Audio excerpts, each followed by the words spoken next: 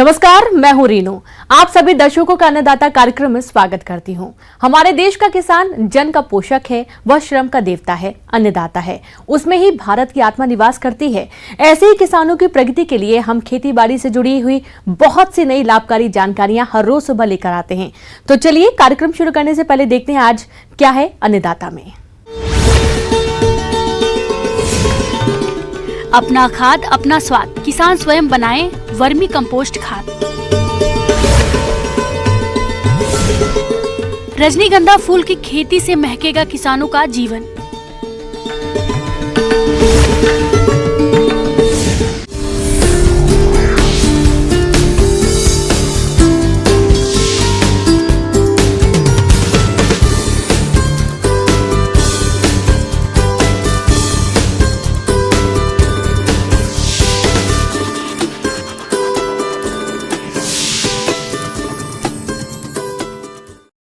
किसान फसलों से अधिक उत्पादन की चाह में लगातार रासायनिक खादों का खूब इस्तेमाल कर रहे हैं, लेकिन इन खादों के अंधाधुंध प्रयोग करने से हमारे स्वास्थ्य पर विपरीत प्रभाव तो पड़ ही रहा है, साथ ही हमारी धरती भी खराब हो रही है। इसी को देखते हुए आजकल किसानों का रुझान जैविक खेती की तरफ बढ़ रहा है। आज हम आपको गांव सुंदरपुरा, जिला जयपुर के प्रगतिशील किसान से मिलवा रहे हैं, जो वर्मी कंपोस्ट खाद बनाकर अपनी फसलों में तो उपयोग कर ही रहे हैं, साथ ही इस खाद को बेचकर अच्छी आय भी कमा रहे हैं।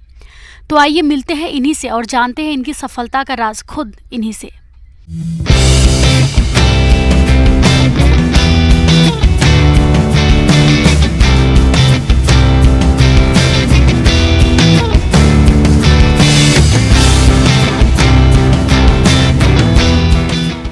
मैंने जैविक खाद को अपना रखा है और इसमें पिछली खेती भी हम जैविक खाद से ही कर रहे हैं। बागवानी भी लगा रखी है, 200 नींबू और 150 आंवला है और उनमें सब में हम जैविक खाद का उपयोग कर रहे हैं। खेती के लिए बहुत उपयोगी है ये। जो हम पहले तो हम हमारे खेत में काम में लेते हैं, अगर ये खेत में काम लेने के बाद में बच जाता है तो हम इसकी मार्केटिंग भी कर देते हैं। मार्केटिंग भी ठीक रहती है। खेती में दिन प्रतिदिन बढ़ती लागत और कम होती पैदावार के अलावा खराब होती भूमि की दशा को देखते हुए किसानों के लिए जरूरी हो जाता है कि खेती में जैविक खादों को डाला जाए, जिससे लागत कम लगेगी और गुणवत्ता युक्त पैदावार मिलेगी। साथ ही भूमि की उर्वरक शक्ति भी बढ़ेगी, जिससे किसान को मुनाफा अधिक होगा। इसी लाभ को देखते हुए इस किसान भाई ने वर्मी कंपोस्ट इकाई लगाकर अच्छी खाद तैयार करके अपनी फसलों फल बागों में डालते हैं, जिससे खेती में खर्चा बेहद कम हो गया और अच्छी उपज भी मिल रही है। साथ ही जो वर्मी कंपोस्ट बच जाती है उसे बेचकर अच्छा लाभ भी कमा रहे हैं। तो चलिए मिलते हैं उन्हीं से और जानते हैं कि ये किसान भाई कैसे वर्मी कंपोस्ट बनाते हैं।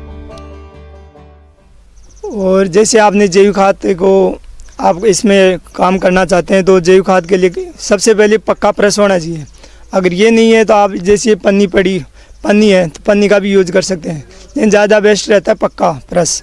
और टेंट सेट होना चाहिए।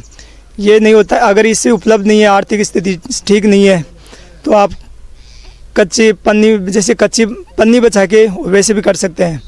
और जैसे गर्मियों में इसके ऊपर बोरी डालना बहुत ज़रूरी है। आप ये भी समझ लो कि जैविक खाद कैसे बनाते हैं।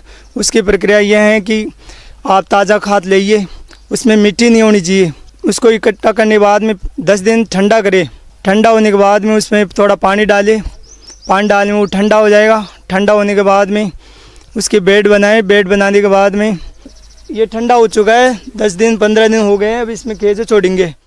वर्मी कंपोस्ट खाद तैयार करने के लिए उन्नत प्रजाति के केंचुए की आवश्यकता होती है।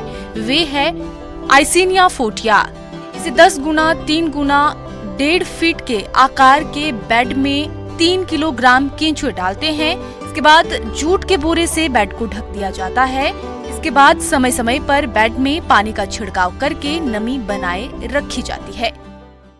केंचुए छोड़ने के बाद में इसको बोरे से ढक देंगे और फिर पानी डाल देंगे। पानी डालने के बाद में जो से वो कलर दिख रहा है ना, इसमें केंचुए अंदर चले गए खा के। इसमें से जैसे हम धीरे धीरे जैसे खाद बनता जा रहा है उसको उतारते गए जब बीच में जब थोड़ा ही रहेगा तो नीचे केंचुए रह जाएंगे। बेड में से केंचुओं को कैसे अलग करें, जैसे किसी को कस्टमर को देना है या फिर दूसरी बेड में डालना है तो उसके लिए हमारे को पहले जैसे 2 महीने की प्रोसेसिंग चलती है। जैसे खाद पूरा कंप्लीट बन जाता है, यानी जैसे केंचुए अंदर जाते हैं खा के, तो हम उसको ऊपर से हम वो उतार लेते हैं। ऊपर वाले को अलग कर लेंगे। एक अलग करने के बाद में फिर इसको कट्टों में डाल देंगे छान के, और डालने के बाद में उसको पैक कर देंगे। केंचुए जैसे खाते जाएंगे हम धीरे धीरे, जैसे 10 दिन बाद में फिर वो इतना खा गए तो फिर उसको अलग कर लेंगे, फिर वो अंदर चले जाएंगे, फिर अलग कर लेंगे। ऐसे करते करते वो नीचे चला जाएगा। उसके बाद में हम दूसरे में डालना है। तो जैसे वो पूरा कंप्लीट खाते हैं तो उसको क्या डेयरी लगा देंगे जगह जगह। उसके बाद में उनको फिर वो नीचे चले जाएंगे, उन डेयरी में से हटा के फिर केंचुए बेचेंगे, फिर उनको दूसरी बेड में डाल देंगे। और जैसे किसी को बेचना है तो भी ये प्रक्रिया अपना सकते हैं। और इसकी मार्केटिंग भी बहुत बढ़िया है, क्योंकि सबको जैविक खाद चाहिए। सबका स्वास्थ्य खराब होता जा रहा है आज की, यानी DAP यूरिया रासायनिक खादों से हज़ारों बीमारी पैदा हो रही है। तो इसलिए जैविक खाद की सब और अग्रसर हो रहे हैं। जैविक खाद को सब अपनाएं और ये मार्केटिंग भी हो भी रही है। जैसे हमने हमारी खुद के भी ये जो हम पहले तो हम हमारे खेत में काम में लेते हैं, अगर ये खेत में काम लेने के बाद में बच जाता है तो हम इसकी मार्केटिंग भी कर देते हैं। मार्केटिंग भी ठीक रहती है। जैविक खेती के लिए वर्मी कंपोस्ट खाद का काफी अहम किरदार है। जैविक खेती के रकबा में बढ़ोतरी के चलते इसकी मांग भी तेजी से बढ़ी है। यही कारण है कि किसान भाई जैविक खेती के लिए वर्मी कंपोस्ट खाद और केंचुआ बेचकर अच्छा मुनाफा कमा रहे हैं। साथ ही कम लागत में खेती और बागों में अच्छी पैदावार भी ले रहे हैं और क्षेत्र के अन्य किसानों के लिए प्रेरणा के स्रोत बने हुए हैं। अब मैं आपको बता रहा हूँ भाई फसलों के लिए कैसे उपयोगी है। मैंने सुनी बातों को नहीं माना है, मैंने खुद ने प्रैक्टिकल में देखा है, मैंने किया भी है। पिछले साल मैंने गेहूँ और जौ में जैविक खाद को डाला, उसका रिजल्ट बहुत शानदार रहा। यानी जो DAP यूरिया उनसे काम नहीं करा, उससे बेहतर रहा। इतने 20 साल के पीरियड में ही नहीं मिला वैसा। और हमने नींबू और आंवला भी बागवानी भी लगा रखी है, उसमें भी हम यही लगाते हैं। उसमें प्रोसेसिंग बढ़िया है। यानी जैविक खाद सभी पौधों, पेड़ पौधों और वनस्पति के लिए सबके लिए लाभकारी है। किसान भाइयों, हमारे जीवन में फूलों का एक खास महत्व है। फूलों को प्यार, स्नेह और आस्था का प्रतीक माना जाता है। वैसे हर एक फूल की अपनी एक खास पहचान होती है। इन्हीं फूलों में से एक है रजनीगंधा फूल, जो कि व्यापारिक दृष्टि से बहुत उपयोगी है, क्योंकि यह फूल कई दिनों तक ताजा रह सकता है। इसलिए रजनीगंधा फूल की मांग बाजार में हमेशा बनी रहती है, जिससे किसानों को अधिक मुनाफा होता है। तो आप फूलों के अच्छे उत्पादन के लिए इस फसल में कौन कौन से कार्यों को करें, इसकी जानकारी लेते हैं डॉक्टर संचिता घोष से।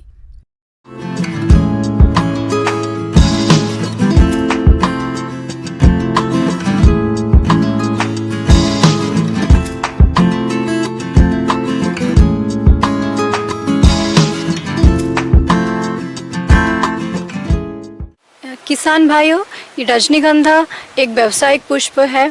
इसको लगा के आप अच्छे आमदनी ले सकते हैं। अभी जो किसान भाई ये रजनीगंधा अपने खेत में लगा रखे हैं, उनके लिए मैं बोलना चाहूँगी कि वो अच्छे से निकाई गुड़ाई करें, क्योंकि निकाई गुड़ाई करने से मिट्टी थोड़ा सा ढीले हो जाते हैं और उसके साथ साथ जो भी आप सिंचाई देते हैं वो अच्छा से पहुंच जाता है पौधा के पास। जो भी आप उर्वरक देते हैं वो अच्छा से पहुंच जाते हैं। साथ ही साथ जितना भी आपके खेत में खरपतवार होता है वो बहुत अच्छे से नियंत्रण हो जाता है, क्योंकि बहुत सारे ऐसे कीड़े हैं जो खरपतवार में अंदर में छुपा रहता है और रात को और दिन में निकाल करके नुकसान पहुँचाता है फसल पे। इसलिए किसान भाइयों, मैं ये बोलना चाहूँगी कि आप लोग बहुत अच्छे से खरपतवार को नियंत्रण करें, साथ ही साथ निकाई गुड़ाई कीजिए। खरपतवार वो पौधा है जो कि फसल के बढ़वार से प्रतिस्पर्धा करता है, जिस कारण फसल के उत्पादन में कमी आती है। फसल को खरपतवार मुक्त रखने के लिए 3 से 4 बार हाथों से गुड़ाई करें। फसल के विकास के समय नाइट्रोजन 296 किलोग्राम यानी कि यूरिया 640 किलोग्राम प्रति एकड़ डालें। नाइट्रोजन की आधी मात्रा बिजाई से 1 महीना पहले डालें और बाकी की बची हुई नाइट्रोजन की मात्रा 1 महीने के फासले पर यानी कि अगस्त महीने तक डालें। खाद डालने के बाद फसल में सिंचाई अवश्य रूप से करें। और हाँ, एक चीज़ बहुत ही अहम भूमिका रखता है जो कि सिंचाई। और अगर थोड़ा सा बारिश होता है तो मौसम अनुकूल आप लोग सिंचाई कीजिए। और साथ ही साथ मैं ये बोलना चाहूँगी कि इसमें रजनीगंधा में अगर कोई कीट का समस्या आता है तो उसमें आप लोग नीम तेल का छिड़काव ज़रूर कीजिए। 5 ml प्रति लीटर पानी के अनुसार से आप लोग इसका छिड़काव कर सकते हैं। खेत में पानी की अधिक मात्रा होने से इसमें फफूंद रोग लग जाता है। इसके बचाव के लिए ब्रासिकाल दवा का छिड़काव करें। इसके पौधों पर कभी कभी बोट्रिटिस स्पॉट और ब्लाइट का प्रकोप हो जाता है जो पौधों की पत्तियों पर हानि पहुंचाता है। थ्रिप्स किट फूल की डंठल, पत्तों और फूलों को खाकर पौधे को नुकसान पहुंचाते हैं। इस कीट की रोकथाम के लिए मैलाथियन 0.1% 3 मिको प्रति लीटर पानी में मिलाकर प्रति एकड़ में स्प्रे करें।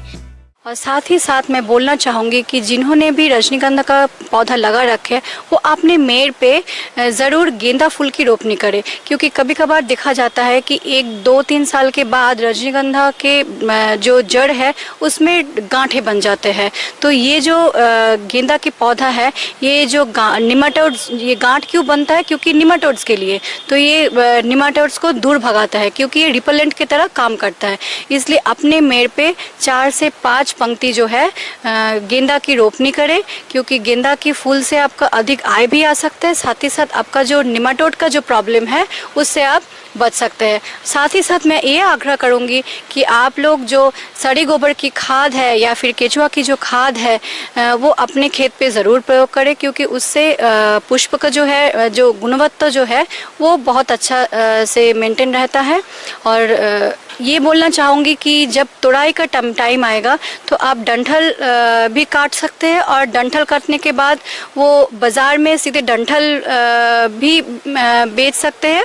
और नहीं तो आप लोगों को अगर जयमाला बनाना है, लड़ी बनाना है या फिर बहुत सारे डेकोरेटिव आइटम जो है वो बनाना है तो आप उसका जो इकाई जो पुष्प है वो डंठल से निकाल लीजिए और अपने अनुसार लड़ी बना करके भी उसको बाज़ार में बेच सकते हैं।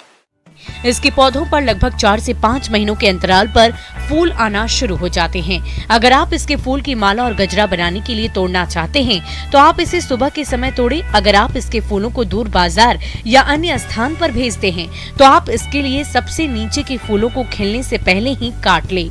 स्पाइन की लंबाई अधिक होने पर बाजार में अच्छी कीमत मिलती है, इसलिए जमीन के नजदीक वाले फूलों को डंठल के साथ काटें। काटने के बाद पानी की भरी बाल्टी में इसे डाल दें। ये रजनीगंधा का जो डंठल है ये आप ये डंठल अगर बाज़ार में बेच रहे हैं तो ये 10 से 12 दिन बहुत आराम से रह जाता है। इसको पानी में इसको डंठल का नीचे भाग जो है वो थोड़ा सा तिरछा काट के और पानी में थोड़ा सा हल्का चीनी मिला करके अगर रखते हैं तो बहुत फ़ायदेमंद है। और जो लड़ी बनाते हैं वो आपको क्योंकि वो पेरिशेबल है इसलिए जल्दी उसको जयमाला हो, लड़ी हो या फिर अन्य डेकोरेटिव आइटम जो है बना करके वो 4 से 5 दिनों में आप लोग को बेचना है। जबकि डंठल पुष्प जो है वो काफ़ी दिनों तक बहुत अच्छा से अगर पानी में आप लोग रखते हैं तो वो उसका गुणवत्ता मेंटेन रहता है। मौसम विभाग की रिपोर्ट पर साप्ताहिक कृषि सलाह इस प्रकार है। ग्रामीण कृषि मौसम सेवा, मौसम पूर्वानुमान एवं कृषि सलाह। जिला जयपुर द्वारा भेजे गए मौसम पूर्वानुमान रिपोर्ट के आधार पर जिला जयपुर और इससे लगे जिलों के किसान भाइयों को सलाह दी जाती है कि आगामी 2 दिनों के दौरान हल्की वर्षा की संभावना है। अधिकतम तापमान 29 से 30 डिग्री सेल्सियस और न्यूनतम तापमान 21 से 22 डिग्री सेल्सियस रहने का अनुमान है। अधिकतम सापेक्षिक आर्द्रता 86 से 89% और न्यूनतम सापेक्षिक आर्द्रता 55% तक रहने की संभावना है। हवा की औसत गति 7 से 10 किलोमीटर प्रति घंटे की दर से रहेगी।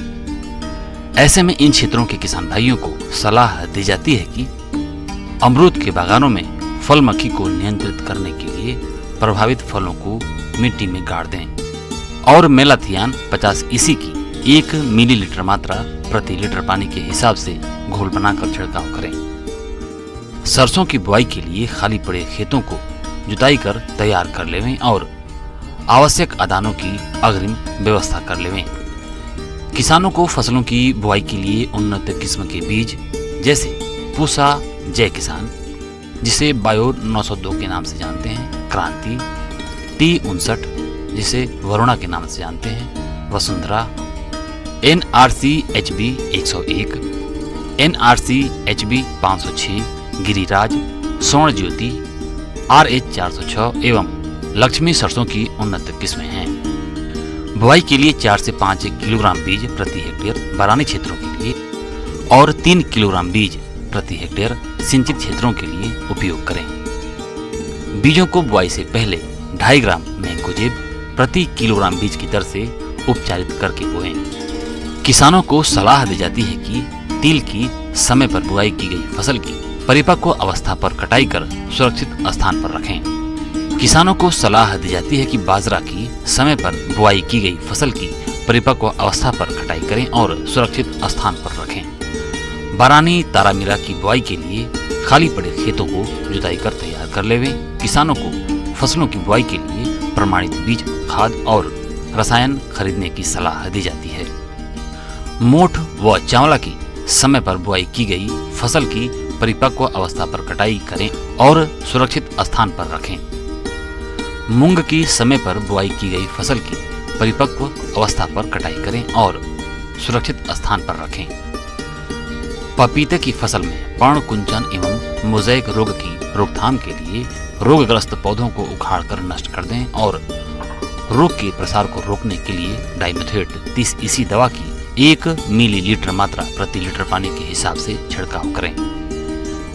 नींबू के बगीचे में रस चूसने वाले कीटों के नियंत्रण के लिए डाइमेथोएट 30 EC दवा की 1 मिलीलीटर मात्रा या इमिडाक्लोप्रिड 17.8 SL की 0.3 मिलीलीटर मात्रा प्रति लीटर पानी के हिसाब से घोल बनाकर छिड़काव करें। छिड़काव सुबह या शाम के समय करना चाहिए।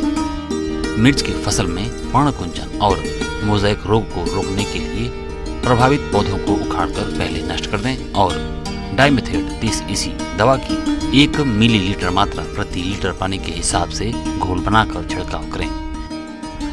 पशुओं को थनैला रोग से बचाव के लिए दूध निकालने की पूर्ण हस्त विधि का उपयोग करें।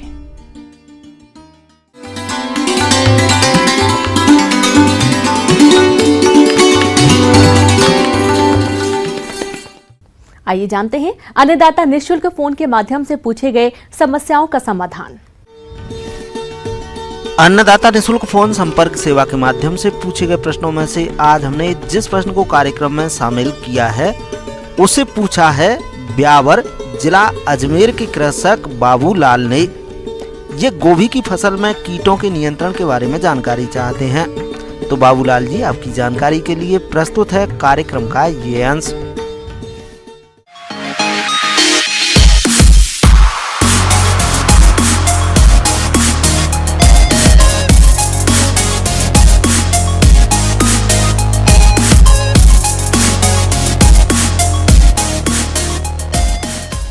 शुरू में जब हम लोग फूल गोभी और बंदा गोभी लगाते हैं उस समय जो कीड़े जो लगते हैं उसमें से प्रमुख 4 प्रधान कीड़े हैं। शुरू में जो लाही जिसको बोलते हैं डायमंड बैकमॉथ, आप लोग सब जानते हैं। तीसरा जो है एक कहते हैं टोबैको कैटरपिलर, ये भी डैमेज करता है, किंतु इन तीनों के हिसाब से ये थोड़ा सा कम डैमेज करता है।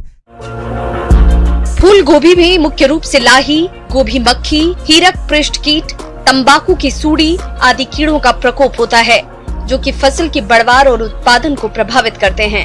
माहू कीट ये छोटे आकार के हरे पीले पंखदार व पंख विहीन कीट होते हैं। इस कीट के शिशु एवं वयस्क दोनों ही पत्तियों से रस चूसते हैं जिससे पत्तियां पीली पड़ जाती हैं। उपज का बाजार मूल्य कम हो जाता है। माहू अपने शरीर से मधु रस उत्सर्जित करते हैं जिस पर काली फफूंदी विकसित हो जाती है जिससे पौधों पर जगह जगह काले धब्बे दिखाई देते हैं। इस कीट से लगभग 20 से 25% तक नुकसान हो जाता है। अब आते हैं इनका मैनेजमेंट हम कैसे करें। मैनेजमेंट हम 2 तरह से बताएंगे, एक ऑर्गेनिकली कैसे आप मैनेजमेंट कर सकते हैं और एक केमिकल। पहले हम बताना चाहेंगे ऑर्गेनिकली। ऑर्गेनिक मैनेजमेंट में हम शुरू में हम लोग गोबर और गोमूत्र 1 लीटर गोबर और 5 लीटर गोमूत्र एक जगह पे हम उसको इकट्ठा करके उसको अगर 10 दिन तक उसको हम चलाते रहे, चलाने के बाद उसको जो सीप जो है जिसे हम छाकनी बोलते हैं उससे छान कर हम उससे जो लिक्विड मिलेगा 5 ml प्रति लीटर पानी में घोल करके अगर हम छिड़काव करते शुरू से, तो हमारा ये कीड़े का आक्रमण शुरू से बहुत हद तक हम कम कर सकते हैं। दूसरा, हम ऑर्गेनिकली कैसे कर सकते हैं? हमारे जो गांव में नीम की पेड़ है, 5 ml 1 लीटर पानी में अगर घोल करके आप छिड़काव करते हैं, उसी से भी आपको बहुत हद तक कंट्रोल मिल जाएगा।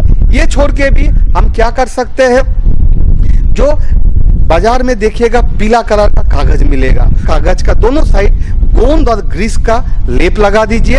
लेप लगा के आप जो है 20 से 25 मीटर के दूरी पे आप अगर लगाते रखे, उसमें वो सट जाएगा, जिससे वो बाहर फिर निकल नहीं पाए। इससे जो है हम बहुत हद तक अपने लाही को मैनेज कर सकते हैं। इसके नियंत्रण के लिए परभक्षी कीट लेडी बर्ड बीटल को बढ़ावा देते हैं या मिथाइल डिमेटान या डाइमिथोएट 1.5 मिलीलीटर प्रति लीटर पानी में घोलकर छिड़काव करें। रस चूसने वाले कीट जैसे माहू और थ्रिप्स का प्रकोप दिखे तो इमिडाक्लोप्रिड 1 मिलीमीटर और 3 लीटर पानी में मिलाकर इसे स्प्रे करें। यदि थ्रिप्स का हमला दिखे तो ट्राइजोफॉक्स डेल्टा मैथ्रीन या साइपर मैथ्रीन 5 मिलीलीटर को 10 लीटर पानी में मिलाकर स्प्रे करें। अब आता है दूसरा कीट, जिसको हम लोग बोलते हैं डायमंड बैक मॉथ। आप लोग सभी अच्छे से जानते हैं, ये जो पिल्लू जो है ये हरा कलर का होता है एवं बहुत ही छोटा छोटा होता है, और ये पहले पत्ती को डैमेज करता है, पत्ती को छेद करता है। बड़े हो जाते हैं जब पिल्लू, तो ये फिर पुराने पत्ती को भी नहीं छोड़ता, पुराने पत्ती को भी वो कंप्लीटली डैमेज करता है। और ये सिर्फ पत्ती को ही नहीं, जो हमारा कैबेज का जो हम लोग खाते हैं, जो इसको हम लोग बोलते हैं हेड बोलते हैं, कॉलीफ्लावर जिसको हम लोग कर्ड बोलते हैं शुरू, उसको भी वो नहीं छोड़ता, उसको भी वो कंप्लीट डैमेज करता है। इसके लिए भी फिर हम ऑर्गेनिकली और केमिकल मैनेजमेंट के लिए बताएंगे। ऑर्गेनिकली जैसे हम बताए थे, गौमूत्र और गोबर दोनों का जो है आप मिक्सचर बना लीजिए, फिर 5 ml 1 लीटर पानी में घोल करके छिड़काव करें। इस कीड़े के लिए अगर हम मस्टर्ड, जिसको हम सरसों के नाम से जानते हैं, 2 रो गोभी व कॉलीफ्लावर, 1 रो मस्टर्ड, ऐसे करके अगर लगाते हैं तो क्या होगा, मस्टर्ड में जाकर वो अट्रैक्ट हो जाएगा, जिससे हमारा गोभी जो है बच जाएगा। इसके नियंत्रण के लिए अंडे के समूहों को एकत्र कर नष्ट करें। Nuclear polyhedrosis virus 250 LE hectare का छिड़काव करें। मेलाथियान 2 मिलीलीटर प्रति लीटर या स्पाइनोशेड 25 SC को 15 ग्राम सक्रिय तत्व प्रति हेक्टेयर की दर से 10 से 15 दिन के अंतराल पर छिड़काव करना चाहिए।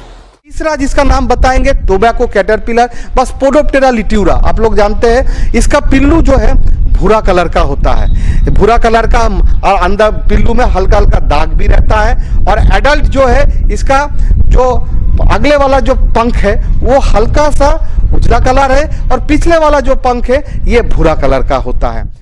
तंबाकू की सूड़ी के वयस्क मादा कीट पत्तियों की निचली सतह पर झुंड में अंडे देते हैं। 4 से 5 दिनों बाद अंडों से सूड़ी निकलती है और पत्तियों को खा जाती है। सितंबर से नवंबर तक इसका प्रकोप अधिक होता है। इन कीड़ों के रोकथाम के लिए नुआक्रान, रोगर, थायोडान किसी भी कीटनाशी दवा का 1.5 मिलीलीटर पानी की दर से घोल बनाकर आवश्यकता अनुसार छिड़काव करना चाहिए। बायो में जाए, बायो में इसके लिए एक अच्छा दवा है जिसका नाम है SLNPV। जैसे हेलिकोबार्पा के लिए है HNPV, इसके लिए है SLNPV। SLNPV का जो है 2.5 से 3 ग्राम प्रति लीटर पानी में घोल करके आप छिड़काव कर सकते हैं। और इसके लिए भी फेरोमोन ट्रैप उपलब्ध है। फेरोमोन ट्रैप का नाम है फेरोडिन SL।